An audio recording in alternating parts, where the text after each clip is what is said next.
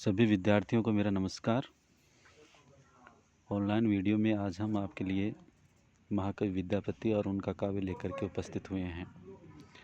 आज इस वीडियो में हम महाकवि विद्यापति के जीवन परिचय के बारे में और उनके द्वारा रची गई रचनाओं के बारे में विस्तार पूर्वक अध्ययन करेंगे।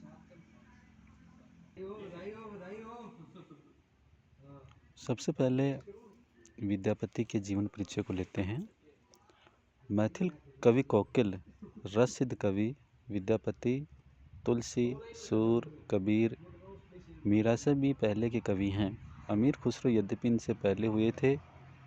महाकवि कोकिल विद्यापति का पूरा नाम विद्यापति ठाकुर था और उनकी माता का नाम हंसनी देवी था। इनका जन्म बिस्पी नामक गांव में हुआ।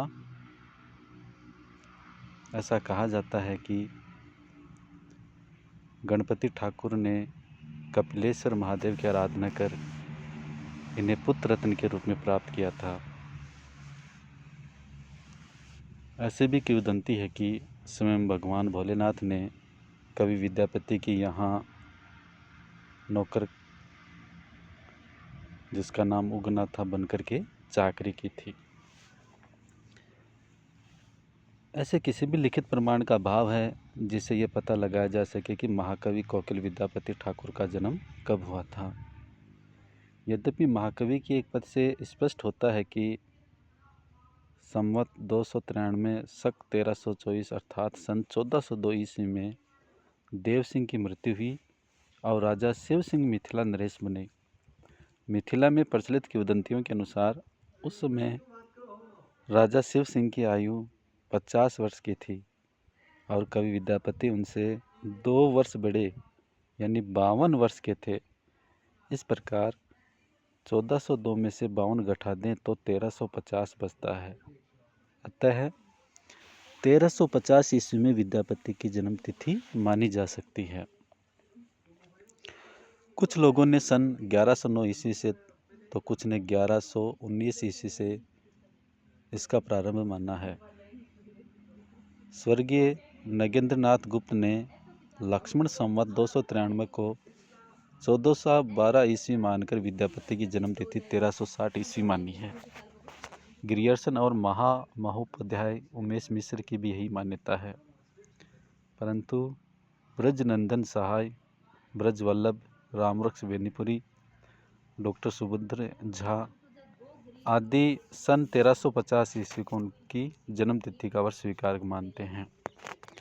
डॉक्टर शिव प्रसाद के अनुसार विद्यापति का जन्म सन 1374 ईस्वी के आसपास संभव मालूम होता है। अपने ग्रंथ विद्यापति की भूमिका में एक और डॉक्टर विमान बिहारी मजूमदार लिखते हैं कि यह निश्चिततापूर्वक नहीं जाना जा सकता कि विद्यापति का जन्म कब हुआ था और वे कितने दिन जीते रहे, और दूसरी ओर अनुमान से सन 1380 ईस्वी के आसपास उनकी जन्म तिथि मानते हैं। हालांकि जनश्रुति यह भी है कि विद्यापति राजा शिव सिंह के से बहुत छोटे थे। बचपन के बारे में चर्चा करते हैं। एक किंवदंती के अनुसार बालक विद्यापति बचपन से तीव्र और कवि स्वभाव के थे। एक दिन जब ये 8 वर्ष के थे तब अपने पिता गणपति ठाकुर के साथ शिव सिंह के राज दरबार में पहुँचे। राजा शिव सिंह के कहने पर उन्होंने निम्नलिखित 2 पंक्तियों का निर्माण किया। पोखरी रजोखरी और सब पोखरा, राजा शिव सिंह अरु सब छोकरा। यद्यपि महाकवि की बाल्यावस्था के बारे में विशेष जानकारी नहीं है। विद्यापति ने प्रसिद्ध विद्वान हरि मिश्र से विद्या ग्रहण की थी। विख्यात न्यायिक जयदेव मिश्र उर्फ पक्षधर मिश्र इनके सहपाठी थे। जनश्रुतियों से इसे ज्ञात होता है। लोगों की धारणा यह है कि महाकवि अपने पिता गणपति ठाकुर के साथ बचपन से ही राज दरबार में जाया करते थे, किंतु 14वीं सदी का शेषार्ध मिथिला के लिए अशांति और कलह का काल था। राजा गणेश्वर की हत्या असलान नामक यवन सरदार ने कर दी थी। कवि के समवयस्क एवं राजा गणेश्वर के पुत्र कीर्ति सिंह अपने खोए राज्य की प्राप्ति तथा पिता की हत्या का बदला लेने के लिए प्रयत्नशील थे। संभवतः इसी समय महाकवि ने नसरत शाह और गियासुद्दीन आश्रम शाह जैसे महापुरुषों के लिए कुछ पद्यों की रचना की। राजा शिव सिंह विद्यापति के बाल सखा और मित्र थे, अतः उनके शासनकाल के लगभग 4 वर्ष का काल महाकवि के जीवन का सबसे सुखद समय था। राजा शिव सिंह ने उन्हें यथेष्ट सम्मान दिया। विस्पी गांव उन्हें दान में पारितोषिक के रूप में दिया गया तथा अभिनव जयदेव की उपाधि से नवाजा। कृतज्ञ महाकवि ने भी अपने गीतों द्वारा अपने अभिन्न मित्र एवं आश्रयदाता राजा शिव सिंह एवं उनकी पत्नी रानी लक्ष्मी देवी को अमर कर दिया। सबसे अधिक लगभग 250 गीतों में शिव सिंह की वरीयता मिलती है। पारिवारिक जीवन। महाकवि विद्यापति ठाकुर के पारिवारिक जीवन का कोई स्वलिखित प्रमाण नहीं है, किंतु मिथिला के उत्तेड़ पोथी से ज्ञात होता है कि इनके 2 विवाह हुए थे।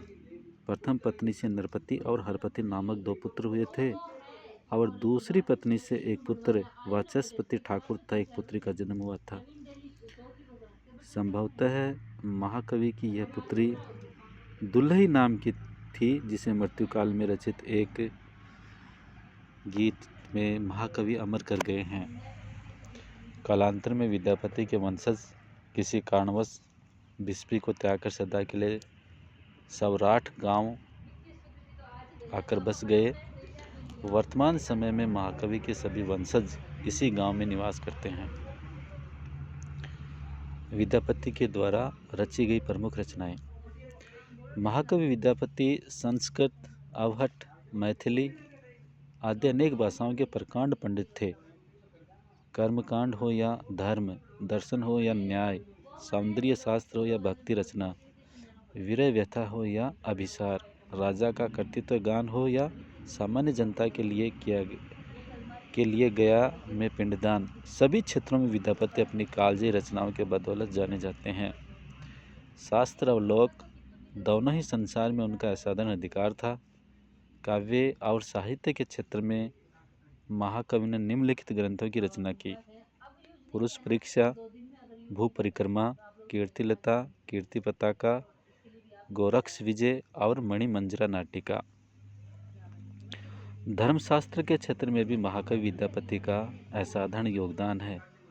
इस विषय पर इन्होंने निम्नलिखित 7 ग्रंथों की रचना की है: गंगा वाक्यावली, दान वाक्यावली, वर्षकृत्य, दुर्गा भक्ति तरंगिणी, शैव सर्वसार, गया पत्तालक और विभाग सार। विद्यापति की मृत्यु के संबंध में उल्लेख करते हैं। जन्मतिथि की तरह महाकवि विद्यापति की मृत्यु के संबंध में भी विद्वानों में मतभेद है। नगेंद्र नाथ गुप्त सन 1440 ईस्वी को महाकवि की मृत्यु तिथि का वर्ष मानते हैं। महामहोपाध्याय उमेश मिश्र के अनुसार सन 1466 ईस्वी के बाद तक भी विद्यापति जीवित थे। डॉक्टर सुभद्र झा का मानना है कि विश्वस्त अभिलेखों के आधार पर हम ये कहने की स्थिति में है कि हमारे कवि का समय 1352 ईस्वी और 1448 ईस्वी के मध्य का है। सन 1448 ईस्वी के बाद के व्यक्तियों के साथ जो विद्यापति की समसामयिकता को जोड़ दिया जाता है वह सर्वथा भ्रामक है। डॉक्टर विमान बिहारी मजूमदार सन 1460 ईस्वी के बाद ही महाकवि का अवसान काल मानते हैं। डॉक्टर शिव प्रसाद सिंह विद्यापति का मृत्युकाल 1447 ईस्वी मानते हैं। इतना स्पष्ट है और जनश्रुतियाँ बताते हैं कि आधुनिक बेगूसराय जिला के महुआ बाजिदपुर के पास गंगा तट पर महाकवि ने प्राण त्याग किया था। उनकी मृत्यु के संबंध में यह पद जनसाधारण में आज भी प्रचलित है। विद्यापतिक आयु अवसान कार्तिक धवल त्रयोदशी जान। यहाँ एक बात स्पष्ट करना अनिवार्य है, विद्यापति शिव एवं शक्ति दोनों के प्रबल भक्त थे।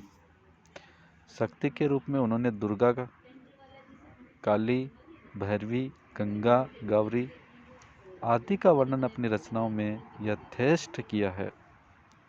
मिथिला के लोगों में ये बात आज भी व्याप्त है कि जब महाकवि विद्यापति काफ़ी उम्र के होकर रुग्ण हो गए तो अपने पुत्रों और परिजनों को बुलाकर यह आदेश दिया, अब मैं इस शरीर का त्याग करना चाहता हूँ। मेरी इच्छा है कि मैं गंगा के किनारे गंगा जल को स्पर्श करता हुआ अपने दीर्घ जीवन की अंतिम सांस लूँ। अतः आप लोग मुझे गंगा लाभ कराने की तैयारी में लग जाएं। कहारों को बुलाकर उस पर बैठाकर आज ही हमें सिमरिया घाट ले चलें। अब परिवार के लोगों ने महाकवि की आज्ञा का पालन करते हुए 4 कहारों को बुलाकर महाकवि के जीर्ण शरीर को पालकी में सुलाकर सिमरिया घाट गंगा लाभ कराने के लिए चल पड़े। आगे आगे कहार पालकी लेकर और पीछे पीछे उनके सगे संबंधी रात भर चलते चलते जब सूर्योदय हुआ तो विद्यापति ने पूछा, भाई मुझे ये तो बताओ कि गंगा और कितनी दूर है? ठाकुर जी, अब 1.25 कोस, कहारों ने जवाब दिया। इस पर आत्मविश्वास से भरे महाकवि एकाएक बोल उठे, मेरी पालकी को यहीं रोक दो, गंगा यहीं आएगी। ठाकुर जी ऐसा संभव नहीं है। गंगा यहाँ से 1.25 कोस की दूरी पर बह रही है।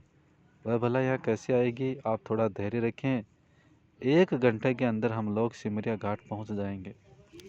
नहीं नहीं, पालकी रोको, महाकवि कहने लगे, हमें और आगे जाने की जरूरत नहीं, गंगा यहीं आएगी। अगर एक बेटा जीवन के अंतिम क्षण में अपनी माँ के दर्शन के लिए जीर्ण शरीर लेकर इतनी दूर से आ रहा है तो गंगा माँ 1.25 कोस भी अपने बेटे से मिलने नहीं आ सकती। गंगा आएगी और ज़रूर आएगी। इतना कहकर महाकवि ध्यान मुद्रा में बैठ गए। 15-20 मिनट के अंदर गंगा अपनी उफनती धारा के प्रवाह के साथ वहां पहुंच गई। सभी लोग आश्चर्य में थे। महाकवि ने सर्वप्रथम गंगा को दोनों हाथ जोड़कर प्रणाम किया, फिर जल में प्रवेश कर निम्नलिखित गीत की रचना की। बड़ सुख सार पावल तुव तीरे, छोड़इत निकट नयन भय नीरे, कर जोरी बिलमवो बिमल तरंगे, पुनि दर्शन होय पुनमति गंगे। एक अपराध क्षमब मोर जानी, परमल माय पाय तुम पानी, कि करब जब तब जोग ध्याने, जन्म करतार्थ एक ही सनाने। बनई विद्यापति सुमरी हूँ तो ही, अंतकाल जनु बिसरह मोहि। इस गंगा स्तुति का अर्थ कुछ इस प्रकार स्पष्ट किया जा सकता है।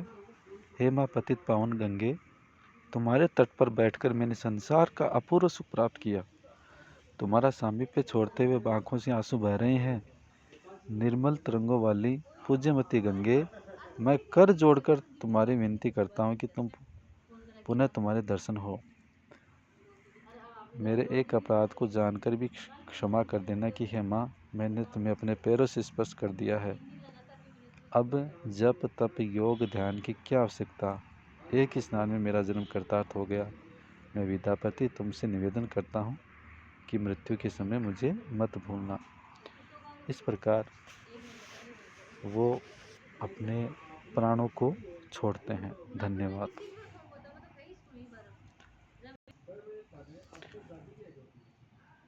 कृपया वीडियो को अवश्य सब्सक्राइब करें और लाइक करें। धन्यवाद।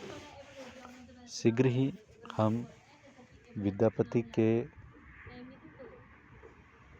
काव्यगत विशेषताओं को आधार बना करके आपके सामने उपस्थित होंगे।